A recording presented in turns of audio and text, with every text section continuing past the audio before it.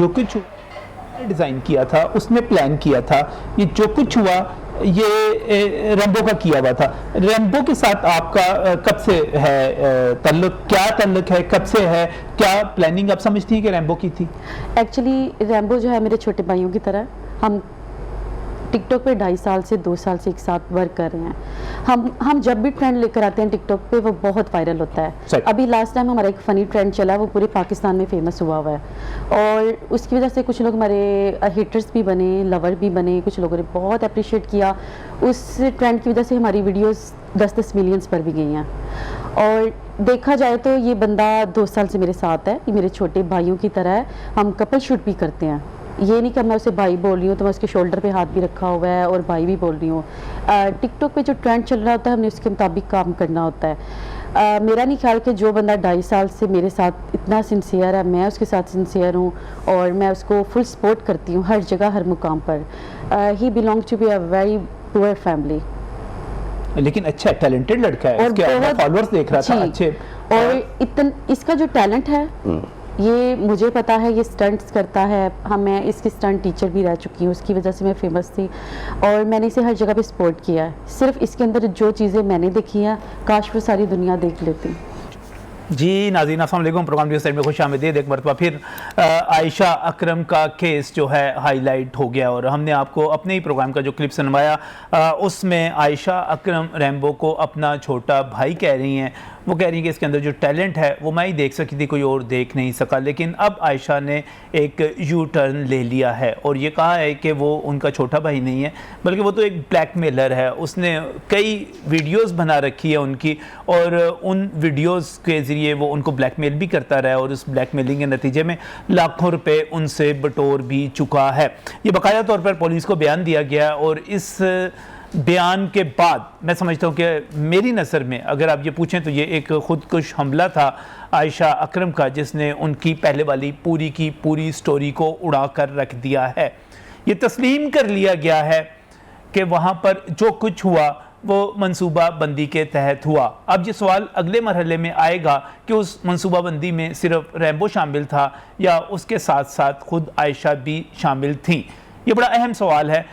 जब हम इससे पहले प्रोग्राम कर रहे थे, हम इससे पहले मैं ज़ाती तौर पर कॉलम लिख रहा था, मैं जिस वक्त बात कर रहा था तो मैं इसको एक विक्टिम के तौर पर ले रहा था। अभी भी बहुत सारे लोग ये कहते हैं। अभी मेरी शाम को जो इनके वकील हैं अवैस अब्बासी साहब, उनसे तफसील के साथ बातचीत हुई। वो अभी भी कह रहे हैं कि आयशा एक मासूम लड़की है, आयशा के ऊपर इल्ज़ामात लगाए जा रहे हैं, आयशा के हवाले से जो बातें की जा रही हैं वो गलत हैं। लेकिन यहाँ पर जो चीज़ें आगे से आगे बढ़ती चली जा रही हैं वो बड़ी खौफनाक हैं, वो बड़ी अलामती हैं, उनको समझने की ज़रूरत है। और बात सिर्फ एक या दो बयानात की हद तक नहीं रही, बल्कि आज जो पेशरफ्त हुई है वो ये है कि बहुत सारी ऑडियो लीक्स हो गई हैं और ये ऑडियो लीक्स जो हैं तबाहकुन हैं। किसके लिए? खुद आयशा के मौक़िफ़ के लिए। अब तक बात क्या की जा रही है? बात ये की जा रही है कि अब रैम्बो जो है वो मुलव्वस है, उसने सारा कुछ किया है, लेकिन क्या आयशा इससे ख़ुद को बचा सकती हैं? और जो इस वक्त ऑडियो लीक्स के बाद सूरत हाल बन रही है उसमें पुलिस का किरदार भी मशकूक होता चला जा रहा है। इस वक्त सूरत हाल ये है कि पुलिस जो है वो उन तमाम लोगों को पकड़ती चली जा रही है जिस पर आयशा इल्ज़ाम लगा रही है, लेकिन ख़ुद आयशा को शामिल तफ्तीश किस हद तक किया जा रहा है, उनको गिरफ़्तार क्यों नहीं किया जा रहा, उनको क्यों नहीं पूछा जा रहा, ये एक बड़ा सवाल बनता चला जा रहा है। इस वक्त सोशल मीडिया के ऊपर भी जब हमने एक सर्वे किया तो उसमें ये चीज़ सामने आई कि आयशा जो है उनको लोग बेगुनाह मानने के लिए तैयार नहीं है। हमारा प्लेटफॉर्म हमेशा की तरह अब भी उन तमाम लोगों के लिए हाजिर था, हाजिर है और हाजिर रहेगा जिन पर हम किसी भी किस्म का इल्ज़ाम लगाते हैं अपने किसी भी तज्ज़िये में। लेकिन इस वक्त सूरत हाल जो बनी हुई है उसको मैं आगे लेकर चलना चाह रहा हूँ और आपको सबसे पहले वो ऑडियो सुनाना चाह रहा हूँ जो आज हमारे तक पहुँची हैं, हमारे पास आई हैं। सबसे पहली ऑडियो जो है वो क्या जाहिर करती है, हुआ क्या है, आपको इस ऑडियो को सुनने के बाद अंदाज़ा होगा। हुआ ये है कि दोनों की लड़ाई हुई है, दोनों में झगड़ा हुआ है और उस झगड़े ने एक नया रुख दे दिया है, एक नई जो है सिमत की तरफ केस चल पड़ा है। आइए पहले पहली वाली ऑडियो सुनते हैं।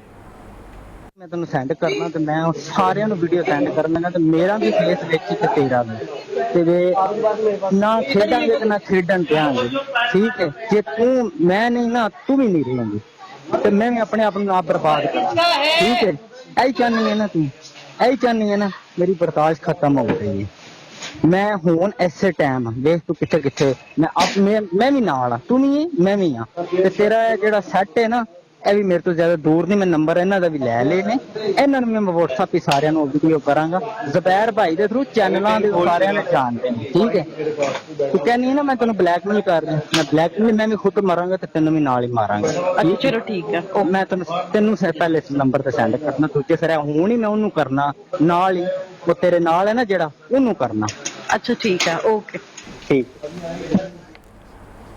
ਉਹ ਤੇਰੇ ਨਾਲ ਹੈ ਨਾ जड़ा ਉਹਨੂੰ मैं करना वा यहाँ से ये ज़ाहिर हो रहा है कि रकाबत जो है वो शुरू हो चुकी हुई है और इस ऑडियो को आप दोबारा जब सोशल मीडिया पे ये प्रोग्राम दस्तयाब होगा आप इसको सुनिएगा आपको पता चलेगा कि यहाँ पर सूरत हाल है क्या आपस में इख्तलाफात इनके हुए कैसे और यूँ लग रहा है कि अब बीच में कोई रकीब आ चुका हुआ है और आयशा जो है रैम्बो से जान छुड़वाना चाह रही हैं यानी भाई वाला किस्सा तो ख़त्म हो गया था किस्से कुछ और शुरू हो गए थे लेकिन उसके बाद भी मामला आगे बढ़ा और अभी ये मैंने आपको एक हिंट दिया है लड़ाई यहाँ से शुरू हुई अब आगे चलते हैं दूसरी वीडियो जो थी वो हम आपको इसका बयान भी सुनवाएंगे लेकिन उससे पहले मैं एक और ऑडियो की तरफ जाना चाह रहा हूँ जो आपको मज़ीद हिंट देगी इशारे देगी कि ये सब कुछ क्या हो रहा है अगली ऑडियो सुनवाइएगा एक आई है ना ए दूजी आईफोन से इधर मैं तेन कट के सेंड करना जिथे तू जिथे जानती रही है ना बात सुनो तुम ये एक तस्वीर तुम ऐसे एक एक तस्वीर एक एक वीडियो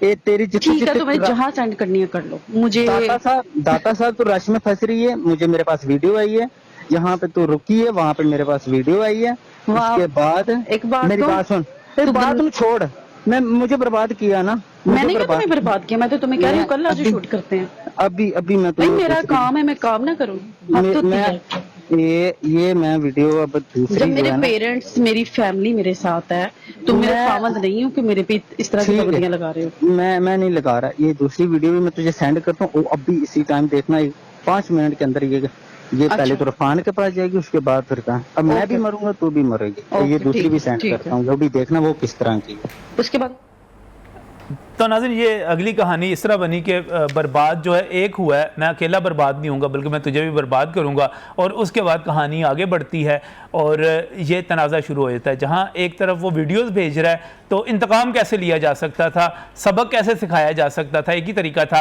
कि रैम्बो को फंसा दिया जाए अब रैम्बो जो है वो फंस चुका हुआ है उसके इल्ज़ाम लग चुका हुआ है लेकिन यहाँ पर इससे पहले इस लड़ाई से पहले एक और बड़ी अहम बात रैम्बो ने इल्ज़ाम लगाया कि 5-5 लाख रुपया लेना था और ये आयशा ने कहा था कि हम उन लोगों से 5-5 लाख रुपया लेते हैं ये बात भी इस तरह नहीं है इसकी ऑडियो लीक जो आई हैं ये बड़ी मशहूर हुई हैं मैं आपको दोबारा सुनवा देता हूँ कि ये 5 लाख वाला इशू क्या है ये सुनिएगा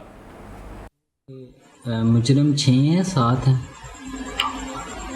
6 फी मुजरम को अंदाज़न कितना मतलब है कि अगर समझौते के लिए लिया जाए अगर अंदाज़न क्योंकि ज़्यादा तौर पे वो गरीब ही हैं सब पता है ना तो अंदाज़न कितना मुश्किल से इन्होंने 5-5 लाख करना है हाँ तो नाज़रीन यहाँ पर एक और चीज़ क्लियर होगी कि ये जो 5-5 लाख वाली बात थी ये सिर्फ आयशा की तरफ से नहीं थी बल्कि ये दोनों की मिली भगत थी और ये आपस में प्लान किया जा रहा था और सारी सूरत बनाई जा रही थी कि 5 लाख रुपया लिया जा सकता है आयशा कहती है कि 5 लाख से ज़्यादा वो दे नहीं सकते वो कहता गरीब लोग हैं लेकिन ब्लैकमेल करने का मंसूबा जो था दोनों का इकट्ठा था अब आप इसको पीछे जो आपने ऑडियो लीक सुनी है उनसे मिलाकर सुने उसके बाद इनकी होगी लड़ाई बीच में आ गई रकाबत और इश्यूज बन गए और रैम्बो जो था उसने उसकी सज़ा भुगती क्योंकि उसने जो वीडियोस थी अब मुझे नहीं पता ये ज़ुबैर भाई कौन है इरफान भाई कौन है और बाकी लोग कौन है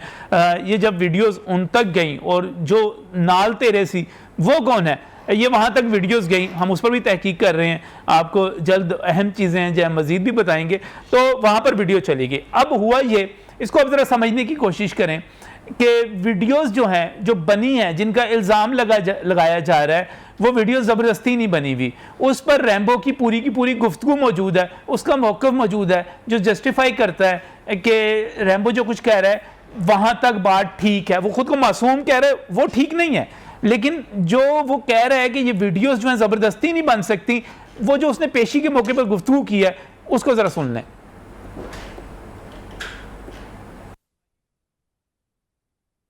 अस्सलाम वालेकुम, मैं और आयशा अकरम नारे पाकिस्तान आए सी और कुछ शो वगैरह भी आयशा अकरम का शो सी और उत्थे अवाम ने बहुत ज़्यादा सानू ट्रीट किया, टॉर्चर किया, जिसकी वजह से आयशा अकरम के कपड़े भी बहुत सारे लोगों ने पाड़े, वो सिलसिला जो भी चलिया मैंने भी नाफरत कर दिए गए और मैंने कोई, हालांकि मैं जानता हूँ किस तरह से मैंने उस लड़की को जिंदा कर लेके गया हूँ और आज मैं खुद जो है ना उसी वाक़े का नाफरत किया गया हूँ, तो ऐसा ना मेरी गलती है और ना ही आयशा अकरम की गलती है। लेकिन मेरे पास जाने का प्लान जो था वो ना तो मेरा था, लेकिन आयशा ने जाना था लेकिन किसी और के साथ, लेकिन वो जो है ना उसकी भाई की डेथ हो गई, इस वजह से वो नहीं आ सका, तो फिर मुझे।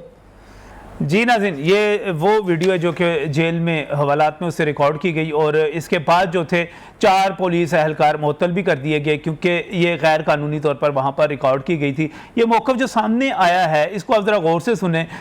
वो अभी तक जो है सफाई दे रहा है रैम्बो, लेकिन सूरत हाल किसी और तरफ जा रही है। अगर आयशा ये कहती है कि ये मिली भगत के साथ मंसूबा था तो यकीनी तौर पर ये दोनों इसका हिस्सा थे क्योंकि ये दोनों दोस्त थे, साथी थे और अब बहुत सारे सवाल आते चले जा रहे हैं सामने कि ये खेल हो क्या रहा है। इस पर बात करेंगे आज के प्रोग्राम में। मेरे साथ यहाँ पर जो पैनलिस्ट मौजूद है वो माहिरीन हैं ख़ासतौर पे कानून के हवाले से, और जो हमारी सिलेक्शन थी वो ये थी कि ख़वातीन हों ख़ास तौर पर, वो इस मामले को बेहतर तौर पे समझ सकती है, इस पर बात कर सकती है और मैं बहुत ही मशकूर हूँ। यहाँ पर रिदा नूर हमारे साथ यहाँ पर मौजूद है, माहिर कानून है, वकील हैं और इससे पहले जब आयशा के साथ प्रोग्राम हुआ था आप उस प्रोग्राम का भी हिस्सा थी। बहुत बहुत शुक्रिया रिदा हमें यहाँ पर ज्वाइन करने के लिए। इसके साथ ही सईदा ज़ारा बुखारी भी हमारे साथ मौजूद हैं, आप भी माहिर कानून हैं, इसके साथ साथ सोशल मीडिया की एक्टिविस्ट हैं, चीज़ों को मामला को बहुत बेहतर तौर पर समझती है। बहुत बहुत शुक्रिया ज़ारा आपका भी यहाँ पर हमें ज्वाइन करने के लिए। और यहाँ पर हमारे साथ ज़ैनुल आबिदीन भी मौजूद हैं, सीनियर कोर्ट रिपोर्टर हैं और बतौर सहाफ़ी जो है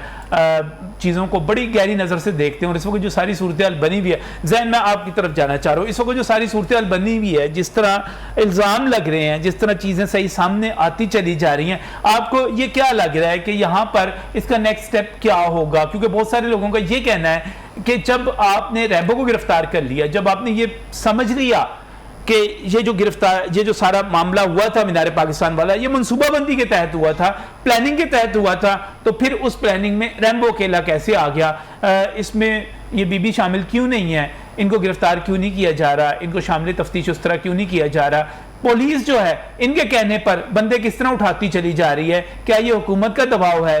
क्या ये दिहाड़ियाँ लगाने का चक्कर है? अदालत में मामला कहाँ तक पहुँचा है? ये सारी सूरत हाल है क्या? ऐसा लग रहा है जैसे कि हॉलीवुड की कोई फिल्म हम देख रहे हैं। अच्छा। और ये इंटरवल है जिसमें कॉमेडी थी, सस्पेंस था, थ्रिल था, एक्शन था, अब क्लाइमेक्स है। अच्छा, मजे की बात ये है कि कानून को इस तरीके से अंधा समझा जा रहा है, हालांकि वो पट्टी सिर्फ बंदी होती है कि कानून सबके लिए यकसा है, वो ये नहीं है कि वो देख नहीं रहा। अब सबसे बड़ी चीज ये है कि चीट किस किस को किया? चीट अदालत को भी किया, चीट पुलिस को भी किया, और उसकी बुनियाद पे आईजी से लेकर के डीएसपी, एसएचओ और 8 के करीब पुलिस अफसर मुअत्तल हुए, 4 फिर हुए। उसके बाद वो मरकज जहां पे पाकिस्तान की बुनियाद रखी गई उसको बदनाम किया गया, हवा की बेटी बना गया, सिंपैथी हासिल की गई, हमदर्दी हासिल की गई। लेकिन कई लोग ऐसे कह रहे थे कि स्टोरी का दूसरा रुख अभी देख लें, इतने जज्बाती ना हो। आप ही के प्रोग्राम में वो इसका बयानिया जो कि सोशल मीडिया पे वायरल हुआ और उसका इस बयान आप जब चीट करने की बात कर रहे थे तो उसमें हमारा प्रोग्राम भी शामिल कर लें, हमें भी शामिल कर लें। हमें यहाँ पर बैठकर कहा गया कि रैम्बो मेरा छोटा भाई है जी। और मैं जो इसको टैलेंट इसका मैंने देखा है, किसी ने देखा ही नहीं, और बाद में ये करार दे दिया गया कि वो तो ब्लैकमेलर है, उसने वीडियोस बनाई हुई है। और देखिए उसको भाई कहा गया, और स्पेशली खास तौर पर जो 140 के करीब अफराद थे, क्या उनके लवाहिकीन अदालतों में आते थे, उनके आंसू भी हमने दिखाए। ठीक है, आप अगले किसी प्रोग्राम में वो भी दिखा सकते हैं कि वो किस तरीके से इल्तिजाएं करते थे। और उस वक्त जो बच्चे अभी जुडिशियल रिमांड पे थे वो अपने माँ बाप के पैरों पे गिड़गिड़ा के गए हमें यहां से ले जाएं, उसमें 14-14, 15-15, 16-16 साल के बच्चे थे। और एक 70 साल बुजुर्ग भी पकड़ा गया था बाद में, जिसको छोड़ दिया गया था, अदालत में उसको पेश नहीं किया गया। पुलिस ने अपनी कार्रवाई तो पूरी करनी थी, लेकिन क्या था कि प्रेशर इतना था, इंटरनेशनल प्रेशर था। और ये है कि उसमें से 140 में से जो 6 अफराद जो ऑडियो आपने सुनाई और बड़े ही खूबसूरत अंदाज से आपने उसको, ठीक है, एक बयानिया यानी कि एक जो पसे पर्दा हकायक है उसको आपने रखा, सहाफत में यही कुछ होता है। अब यह है कि उसमें उसने कहा कि जो 6 अफराद को शनाख्त किया, और मजे की बात यह है कि 4 ऐसे अफराद को उसने शनाख्त किया था तो कुछ 6 माह से पहले ही जेल में थे। अब जो 6 अफराद शनाख्त की गई, 358 भी यहाँ पे माहिर कानून बैठी हुई है, ये नॉन बेलेबल ऑफेंस होता है और इनकी जिला कचहरी से दरखास्त जमानत खारिज कर दी गई थी। फिर सेशन कोर्ट से 6 से 4 अफराद की जमानत खारिज हुई, 2 की मंजूर हुई थी, जिसमें कि पुलिस ने जो उसमें तफ्तीश और रिपोर्ट में लिखा था उसकी बुनियाद पे हुई। अच्छा, मुझे ये बताइएगा, इस वक्त जो पूरा मुकदमा चल रहा है, इसमें क्या आयशा पे भी किसी किस्म का शक जाहिर किया जा रहा है कि ये भी शामिल थी, या अभी तक सिर्फ उनके कहने के ऊपर सारी कार्रवाई हो रही है? नजम साहब, आयशा बिल आखिर गिरफ्तारी उसकी आएगी ही आएगी। तफ्तीश जिस तरफ जा चुकी है उसमें बहुत सारे पुलिस का भी स्टेक पे लगा हुआ है, और ये बहुत बड़ा टेस्टिंग केस है जिसमें कि बहुत सारे पुलिस अफसरान मुअत्तल हो चुके हैं, जिसमें कि बहुत सारी लोगों की आंखों में धूल झोंका जा चुका है। और सबसे बड़ी चीज ये है कि पाकिस्तान को जो दाग लगा है और उस जगह वो दाग लगा है जो बड़ी ये बड़ा इशू है, ये बड़ा सबसे बड़ा इशू यही है, आगे बनता चला जा रहा है कि इस वक्त अब आयशा की इज्जत से ज्यादा पाकिस्तान की इज्जत का मसला बन गया। अगर ये प्लान था सारा, जरा आप इस सारे डेवलपमेंट को किस तरह देख रही हैं? नजम साहब, मैं तो ये समझती हूँ कि जब भी ख़वातीन की बात आती है ना, तो जो लोग आयशा के साथ सिंपैथी दिखा रहे हैं, बेसिकली हम उन्हें भी गलत नहीं कह सकते। वो इसलिए नहीं कह सकते कि हमारा मुआशरा जो है इस वक्त वो ऐसा है कि हम ख़वातीन जो है वो 4 आंसू ही बहा दें तो हम कहते हैं कि ये तो मजलूम है, औरत तो मजलूम है। तो लेकिन बीइंग फीमेल, मैं गलत को गलत और सही को सही कहने की करेज जो है वो हमें करनी चाहिए।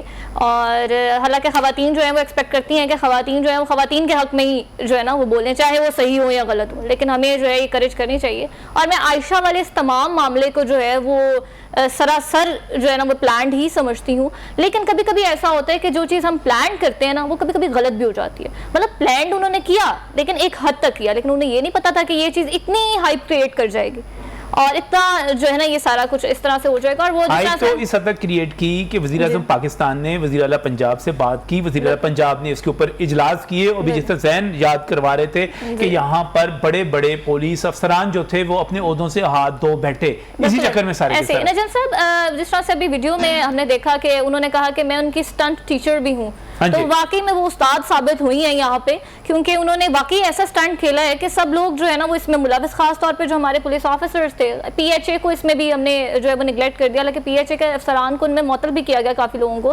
फिर जो हमारे पुलिस अफसरान हैं, जिस तरह से इन्होंने बताया कि उनकी भी पेशियाँ होती रही, फिर उनसे भी इन्वेस्टिगेशन होती रही, फिर उनको मुअत्तल भी किया गया। तो अब बताइए कि अब ये जब नया एक मोड़ आया है तो अब उन अफसरान का क्या होगा?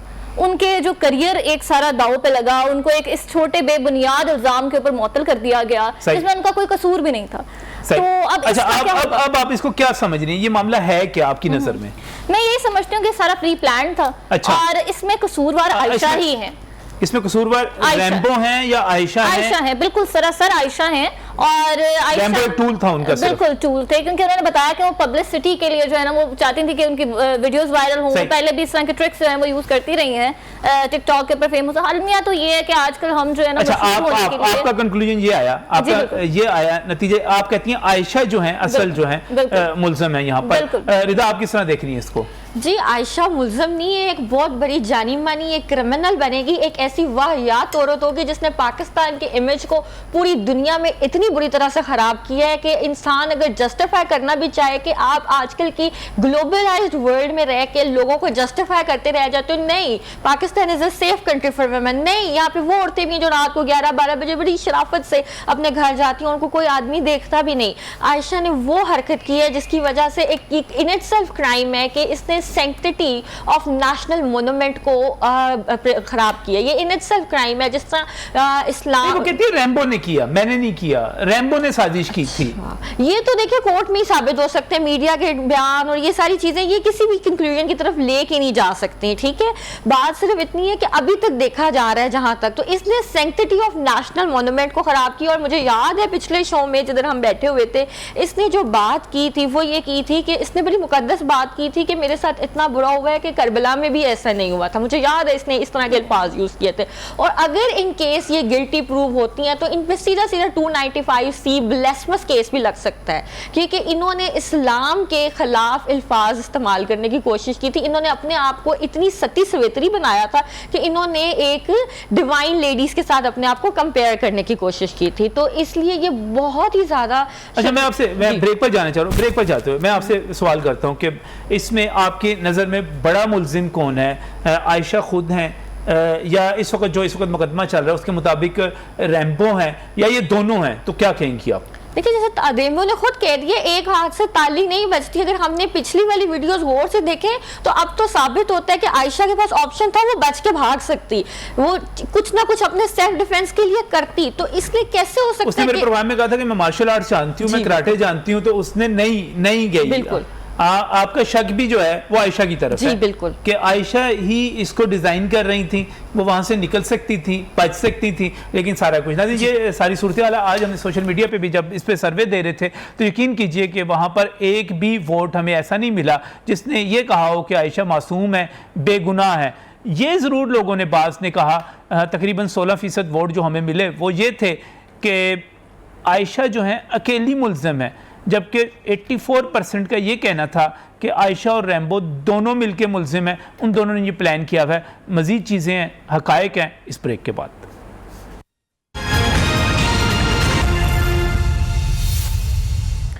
Welcome back from break. नाज़रीन, मामला बहुत सीधे हो गए हैं, बड़े वाज़ेह हो गए हैं। आयशा अकरम और रैम्बो के दरमियान जो भी कुछ हुआ वो अभी हमने जो आपको ऑडियो सुनाई, एक मरतबा फिर मैं आपको रिकॉल करवाता हूँ कि हुआ क्या। ये सारा कुछ मामला यहाँ तक पहुँचा कैसे? मामला यहाँ तक इस तरह पहुँचा कि रैम्बो की आपने जो ऑडियो सुनी, रैम्बो गुस्से में था। उसको ये लग रहा था कि आयशा जो है उसके हाथ से निकलती चली जा रही है। आयशा किसी और मारूफ टिकटॉकर के साथ मिलकर एक स्टूडियो बना रही है, कोई सेट लगा रही है, और जब वो सेट लग रहा है तो उसमें रैम्बो का कोई रोल नहीं है, वो उसमें नहीं है। अब रैम्बो साहब आउट हुए तो वो गुस्से में आ गए और उन्होंने उस पर पाबंदियां लगाने की कोशिश की। जब ये कोशिश की गई तो आगे से फिर मैं आपको उसी ऑडियो का दोबारा सुनी होगा, प्रोग्राम के पहले हिस्से में मुकम्मल मौजूद है। उसने कहा कि तुम मेरे खामन नहीं हो कि तुम मुझ पर पाबंदियां लगाओ, मैं तुम्हारे साथ भी शूट करने के लिए, कल ही शूट करने के लिए तैयार हूं, तो मेरे साथ चलो हम शूट करते हैं। और ये तो मेरा काम है, यानी कि मैंने अब टिकटॉकर के तौर पे, स्नैक वीडियो के तौर पे, शॉर्ट वीडियोस में, यूट्यूब की वीडियोस में मेरा अब ये काम ही ये है। उनको शोहरत मिल गई थी, लेकिन रैम्बो उस पर मुतमईन नहीं हुआ। और उससे अगली ऑडियो जो आप तक पहुंची थी वो ये थी कि रैम्बो ने वीडियोस मुख्तलिफ लोगों को भेज दी। अब उसका आयशा को कितना नुकसान हुआ, कितना नहीं हुआ, उसका अंदाज़ा इसी से लगा लें कि वो इतनी बरहम हुई, इतने गुस्से में आई कि उन्होंने रैम्बो के खिलाफ एक दरख्वास्त पुलिस को दे दी कि जो कुछ किया था रैम्बो नहीं किया था, इसके साथ और भी बंदे थे, और फिर वहां से केस खुलना शुरू हो गया। ये चीज़ तो साबित हो गई, ये तो पता चल गया कि रैम्बो भी था, उसके साथ 7-8 बंदे खुद इनके अपने भी थे, और फिर वहां पर जो कुछ हुआ ये सारा माहौल इस तरह का बनता चला गया। उसके बाद आगे बीच में पुलिस। तो ये जो सादा सी वीडियोस हैं, जिस चीज़ की हमें समझ आ रही है, क्या पुलिस को उसकी समझ नहीं आ रही? पुलिस क्यों इस वक्त जो है आयशा के कहने पर बंदे उठाती चली जा रही है? पुलिस क्यों उनसे दरख्वास्तें लेती चली जा रही है? और क्यों नहीं इस मामले को इस तरह देखा जा रहा कि ये एक सोची समझी साजिश थी? यहाँ पर जहाँ रिदा नूर हमारे साथ यहाँ पर मौजूद हैं, सईदा ज़ारा बुखारी हमारे साथ यहाँ पर मौजूद है, ज़ैनुल आबिदीन मौजूद हैं, हमें यहाँ पर ज्वाइन किया है हमारे बहुत ही मारूफ और मशहूर प्रोग्राम तफ्तीशी के एंकर, और जो खुद भी काफ़ी अच्छे खासे तफ्तीशी हैं, सलमान कुरैशी ने मेरे साथ टेलीफोन लाइन पर मौजूद है। सलमान, ये इसमें पुलिस का रोल क्या है? इस वक्त तक जो सारी सूरत हाल बनी हुई है उसमें आप रैम्बो को कहाँ पे खड़ा देखते हैं, आयशा को कहाँ पे खड़ा देखते हैं? रैम्बो और आयशा की बात की जाए नजर साहब, पहले तो बहुत शुक्रिया, लेकिन ये एक झूठ की बुनियाद पर चलने वाला ये सारा एक किस समझने, एक इस तरह की हरकत समझने के जिससे पूरे पाकिस्तान की भी बदनामी हुई, ये बाकायदा तौर पर जो सोशल मीडिया पर इसके बाद सीधा सा अगर बात करने के लिए मौका दें तो मैं बताऊं कि ये सब जालसाजी की बिना पर होता है। इसमें दिखाया जाता है लोगों की गाड़ियां दिखाई जाती हैं, किसी के घर इस्तेमाल किए जाते हैं, कोई सरकारी जो अफसरान होते हैं उनकी चेयर्स को इस्तेमाल किया जाता है। इसलिए तो पहले तो ये है कि ये झूठ का पलंदा है। तो इसी तरह से ये टिकटॉक से मशहूर होने वाली आयशा टिकटॉक से तो इतनी मारूफ नहीं हुई, लेकिन जब वो एक वाकया बना जिसमें बाद में उसने बयान दिया कि रैम्बो से ब्लैकमेल करता था और रैम्बो के ही दोस्त उसमें मुलविस थे, इसमें जाके डीआईजी इन्वेस्टिगेशन को जब बताया तो इसकी बाकायदा तौर पर रिकॉर्डिंग भी मंजिल यहाँ पर आई, जबकि वो कह रही है कि रैम्बो के पास इसकी नाजेबा वीडियो भी मौजूद है। तो देखें इसके आप ही के प्रोग्राम में जब बात की जाए तो जब ये वाकया हुआ तो सबसे पहले मंजिल आम पर लाने वाले भी आदमी है इस खातून को। जब इसने कहा कि रैम्बो से आपने पूछा कि आपका रिश्ता क्या है, तो इसका ये कहना था कि वो मेरे भाई है, मेरे भाइयों जैसा है और उसके साथ मेरा ये रिश्ता है। अब इसी का ध्यान है कि उसके पास उसकी नाजेबा वीडियो मौजूद है। पहले तो मैं ये समझता हूँ कि सिर्फ रैम्बो सारे वाकये में कसूरवार नहीं है, बल्कि जो कुछ भी ये वाकया सारा हुआ है जिसकी वजह से इतना कुछ हुआ और इतने अफसरान को भी तब्दील किया गया और पाकिस्तान की इमेज भी बहुत हद तक मुतासिर हुई, इसमें आयशा ही मर्कजी मुलजिमा है। इसे भी गिरफ्तार करके इसकी तफ्तीश करना चाहिए। अब इसकी गिरफ्तारी क्यों अमल में नहीं लाई जा रही, उस पर अगर बात करें तो हमारी हुकूमत जो है वो इस तरह से पुलिस अफसरान के तबादले करती है। आपको मालूम होगा कि अब तक कोई 6 से 7 CCP लाहौर चेंज हो चुके हैं, बल्कि इससे ये CCP लाहौर के आईजी जो है वो अब 7वें आईजी पंजाब लगे हैं। तो इस तरह जो अफसरान हैं वो आयशा को गिरफ्तार करना चाहते हैं, लेकिन हुकूमत के प्रेशर में कि कहीं पर हुकूमत उसकी गिरफ्तारी के बाद उनको सीटों से ना हटा दे, तो इसलिए आयशा की गिरफ्तारी जो है उस तरह से नहीं अमल में लाई जा रही। लेकिन जब तक इसकी गिरफ्तारी अमल में नहीं लाई जाएगी तब तक मुकम्मल सच भी सामने नहीं आएगा। जैसे आयशा ने ये गिरफ्तारी बयान दिया, उसके बाद से रैम्बो को हिरासत में लिया गया, तो दूसरी तरफ आयशा के ही सोशल मीडिया पे बयानात भी वायरल हुए कि रैम्बो के साथ वो खड़ी है, अभी तक रैम्बो उसका साथी है। तो इस तरह की अब सूरत हाल है। मजीद जो है वो मामला मशकूक से मशकूक तर होता चला जा रहा है, लेकिन ये तो साबित हो चुका है कि ये जो कुछ भी था ये एक ड्रामा था, ये एक मिली भगत से किया हुआ सारा एक सिनेरियो था, जिसकी वजह से काफी हद तक पाकिस्तान को भी मैं समझता हूँ नुकसान पहुंचा है। इस पर हमारे जो तहकीकाती इदारे हैं वो काफी देर कबल ही इस हवाले से तमाम जांच पड़ताल कर चुके थे। लेकिन आप ये कह रहे हैं, आप ये सलमान आप ये कह रहे हैं कि तहकीकाती इदारे जो हैं वो आयशा से तहकीक भी करना चाहते हैं, गिरफ़्तार भी करना चाहते हैं, लेकिन वो हुकूमत के दबाव की वजह से, हुकूमत के डर से जो हैं इस वक्त तक, क्योंकि वज़ीर-ए-आज़म इमरान खान ने ख़ुद इसके लिए फ़ोन किया, वज़ीर आला इसके लिए ख़ुद मीटिंग्स करते रहे, तो हुकूमत के प्रेशर की वजह से और खौफ की वजह से वो नहीं कर रहे। 100% यही बात है नजर साहब, हुकूमत के प्रेशर। अच्छा मुझे एक बात बताएं, डीआईजी इन्वेस्टिगेशन के पास ही जाती हैं, साथ एक रिपोर्टर जाता है, वहाँ पर जाके ये शिकायत लगाती हैं कि रैम्बो सब कुछ करने वाला है, और डीआईजी साहब इतने मासूम हैं, इतने सीधे साधे हैं कि जो आयशा कहती है उसको मान लेते हैं और रैम्बो को उठवा लेते हैं, बाकियों को उठवा लेते हैं। इससे नहीं पूछते कि बीबी अगर वो था तो तुम भी तो उसके साथ थी, जो एक कॉमन आदमी को समझ आ रहा है। पुलिस तो उस हद तक तफ्तीश नहीं कर रही, नहीं पूछ रही, तो इसको किस नज़र से देखते हैं आप? जी बिल्कुल, इसी नजर से नजम साहब मैं बता रहा हूँ, देखता हूँ कि वो इस वक्त अपनी डीआईजी इन्वेस्टिगेशन ये खुशकिस्मती समझे हुए हैं कि डीआईजी ऑपरेशंस तो 2 तब्दील हो चुके हैं, लेकिन अभी तक वो अपनी सीट पर बरजमान है। तो वो अपनी सीट को बचाने के लिए इस तरह का कोई भी कदम ना उठा सकते हैं। अलबत्ता मुद्दई मुकदमा के कहने पर किसी को भी हिरासत में लिया जा सकता है। वो कानूनी तौर पर उन्होंने उससे उसी तरह से हिरासत में लिया और उसके बयानात के बाद उसे हिरासत में लिया गया है, लेकिन अभी तक पुलिस अफसरान उस कंडीशन में नहीं है कि वो इतना अहम फैसला जो है वो खुद कर सकें और इस आयशा को हिरासत में लेकर असल हकायक की तरफ जाया जाए। तो जब तक हुकूमत की तरफ से ही ये हिदायत नहीं जारी होंगी कि आयशा को भी हिरासत में लिया जाए और इस केस का जो है वो खुलासा करके अवाम के सामने रखा जाए कि ये किस हद तक दुरुस्त केस था, कितने फीसद इसमें सच था और कितने फीसद झूठ था, वो तमाम इंक्वायरी जो है बहुत बहुत शुक्रिया, बहुत बहुत शुक्रिया। सलमान कुरैशी हमारे साथ मौजूद थे और बता रहे थे कि पुलिस जो है वो गिरफ्तार करना चाहती है, पुलिस अफसरान गिरफ्तार करना चाहते हैं, लेकिन हुकूमत का दबाव है। यहाँ पर दो थ्योरीज हैं, दो इस वक्त बातें की जा रही हैं। एक बात ये की जा रही है कि एक तो हुकूमत का दबाव है, क्योंकि ये एक बैनुल-अक़वामी सतह पे मशहूर होने वाला मामला था। इस पे इंडियन मीडिया ने हमारे खिलाफ बड़ा प्रोपेगेंडा किया जी, और यूरोपियन मीडिया तक इस पे पीछे नहीं रहा। उन्होंने कहा कि पाकिस्तान में ख़वातीन महफूज नहीं है, तो हुकूमत का दबाव अपनी जगह पर है। दूसरा ये भी एक थ्योरी चल रही है कि इसमें आयशा अकरम और पुलिस के बड़े अफसरान जो मिले हुए थे, उन्होंने बड़े बंदे उठाए, उन्होंने बड़ी दिहाड़ियाँ लगाई इसके ज़रिए, और वो सिलसिला अभी तक जारी है, चल रहा है। और इस पे क्या आगे क्या हो सकता है, मेरे साथ पैनलिस्ट मौजूद हैं, उनकी तरफ जाऊंगा लेकिन इस ब्रेक के बाद। Welcome back from break. नाज़रीन, बात कर रहे हैं उस केस की जो अपना रंग बदलता चला जा रहा है। आयशा अकरम जो हमारे प्रोग्राम में भाई कह रही थी रैम्बो को, अब वो भाई नहीं रहा, ब्लैकमेलर बन चुका हुआ है। उसने कुछ नाजेबा वीडियोस बनाई हुई, और वीडियोस जो हैं, अगर हम बात करते हैं वीडियोस के हवाले से, मुझे ये बताइएगा रैम्बो का मौक़िफ़ ये है कि जो वीडियोस बनी हुई हैं या कुछ वायरल भी हुई हैं, वो ज़बरदस्ती नहीं बनी हुई, वो रजामंदी से बनी हुई हैं, तो इसमें केस क्या बनता है फिर?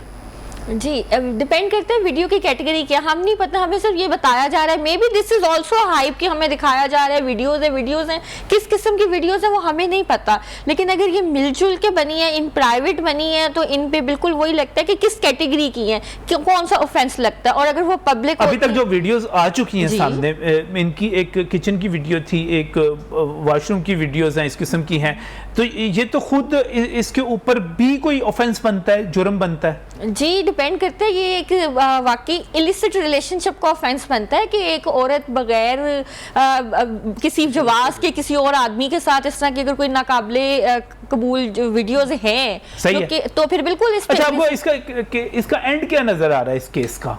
जी, इसका एंड जो नजर आ रहा है वो ये है कि आयशा को उनके मंतकी अंजाम तक ऑब्वियसली पहुंचाया जाएगा, उनकी गिरफ्तारी तो इस की एक ऑब्वियस कंक्लूजन है।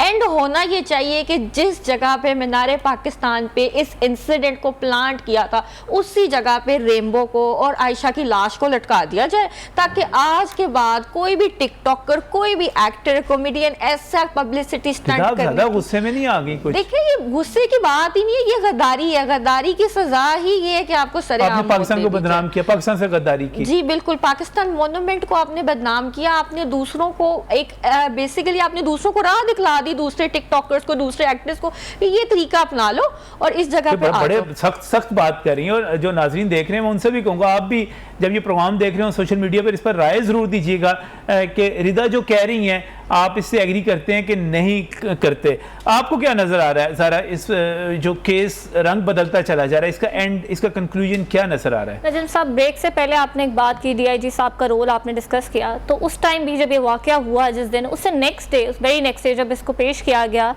तो डीआईजी ऑपरेशन साहब खुद मौजूद थे वहाँ पे, और इसने स्टेटमेंट देने से इनकार कर दिया कि मैं तो कोई केस ही नहीं करना चाहती, क्योंकि उसको खुद पता था कि सब प्री प्लान था।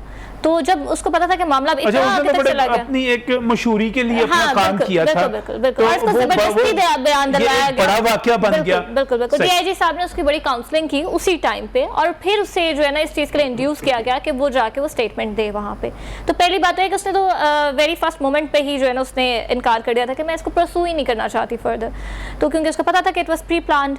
और अब जहाँ तक कंक्लूजन की आप बात करें, मैं बिल्कुल रिदा से जो है वो मुत्तफिक हूँ, और बिल्कुल ऐसा ही होना चाहिए, क्योंकि हमारे यहाँ पे सज़ा का निज़ाम और जज़ा का निज़ाम जो है वो इसलिए ज़रा सा वीक है क्योंकि हम किसी को इबरत का निशान नहीं बनाते।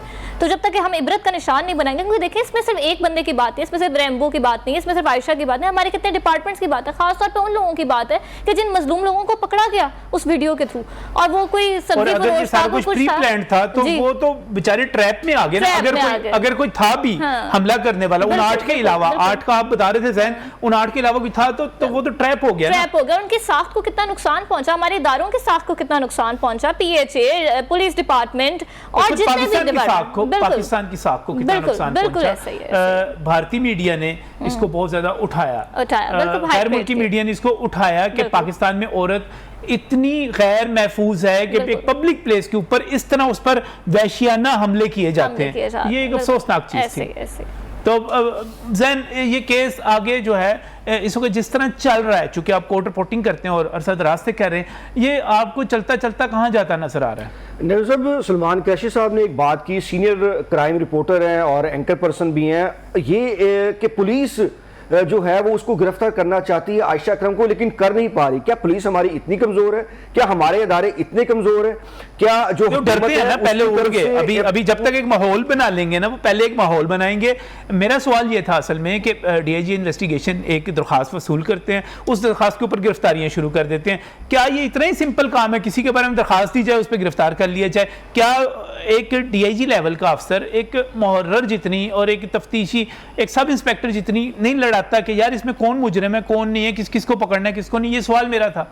देखिए, हमारे थानों में जो होता है लेने देने का मामला और रफा दफा का मामला और आपस में पैचअप करवाने का मामला एक दूसरे से, वो हमें पता है, कोई ढक्की छुपी बात नहीं, वो हो जाता है। हाई प्रोफाइल केस है, मीडिया पे आया है, इंटरनेशनल हाईलाइट ये केस है, सब इदारों की इस पर जो है वो नजर है। 140 अफराद इसमें गिरफ्तार किए गए थे, जो कि बच्चे भी थे और मासूम बच्चे भी थे, जो गिड़गिड़ाते वहां पर अपने माँ बाप के साथ जाने की ख्वाहिश का भी इजहार करते थे। इसमें 6 अफराद का जिक्र आ गया, उसमें आपने अपनी ऑडियो में सुनाया कि उसने कहा कि 5-5 लाख रुपए देते हैं, और असल जो इसमें किरदार हैं वो खुलते चले जा रहे हैं, और आयशा अकरम की गिरफ्तारी लाजमी अमल में आएगी। पुलिस, मैं आपको बता दूं कि उसको गिरफ्तार करने के लिए तैयार है और उन्होंने इजाजतनामा भी तलब कर लिया है, और ये है कि वहां से इजाजत मिलने की देर है। और आपको पता है कि बुनियाद क्या होगी इसकी? देखें, अगर आप अदालती बात करते हैं तो जाहिर सी बात है कि अदालतों में तो शवाहिद चलते हैं, गवाहान चलते हैं, इसका चलान अभी देर होगी, क्योंकि अभी तो फिजिकल रिमांड पे 8 अफराद और आ गए हैं और पकड़े जाएंगे। इसमें एक बादशाह नाम का, मैंने कहा कि मेन 3-4 किरदार हैं जिसके लिए अपना बकाया तौर पर एक सेटअप बना रही थी, बहुत अच्छे पैमाने पर सुनने में यही आया, तो जिसमें कि इनकी दरमियान जो बात गुफ्तो शनीद है वो इसी बुनियाद पर हो रही है, कोई लेन देन के मामले पर हो रही है, कोई आपस में आगे के आयशा के खिलाफ कार्रवाई की बातें कर रहे हैं सारे। मुझे ये बताइएगा जरा, अगर आयशा के खिलाफ कानूनी कार्रवाई होती है तो किस बुनियाद पे हो सकती है? जी, पहली बुनियाद तो यही है कि इन्होंने जो है वो अवाम को धोखा दिया, हम सबको धोखा दिया, जिस तरह से हमने कहा कि मीडिया को धोखा किया। फिर जिस तरह सिरिदा ने कहा कि जी उनके जो है काबिल एतराज़ वीडियोस, फिर काबिल एतराज़ रिलेशनशिप्स जो हैं उनके, एक तो ये बुनियाद है। फिर दूसरा ये कि देखें, एक औरत जो है ना, मतलब इन्होंने पब्लिसिटी स्टंट के लिए ये सब कुछ सारा कुछ हो गया। सही, बहुत बहुत शुक्रिया, बहुत बहुत शुक्रिया रिदा हमें यहाँ पर ज्वाइन करने के लिए। सईदा ज़हरा बुखारी आपका बहुत बहुत शुक्रिया, ज़ैनुल आबिदीन आपका बहुत बहुत शुक्रिया। नाज़रीन, ये केस जो है बड़ी तेज़ी के साथ रंग बदलता चला जा रहा है, एक के बाद दूसरा मौक़िफ़ जो है सामने आता चला जा रहा है। अब देखना ये है कि आयशा अकरम जो हैं, क्या उन्होंने खुदकुश हमला किया, क्या वो इसमें खुद फंस रही हैं, उनके पास डिफेंस क्या है, मौक़िफ़ क्या है? हमारा प्लेटफॉर्म उनके लिए भी हाजिर है, जो कहना चाहेंगी हम आवाम तक पहुंचा देंगे। लेकिन इस वक्त लगता है कि आयशा के घेरा तंग हो चुका है। अल्लाह हाफ़िज़।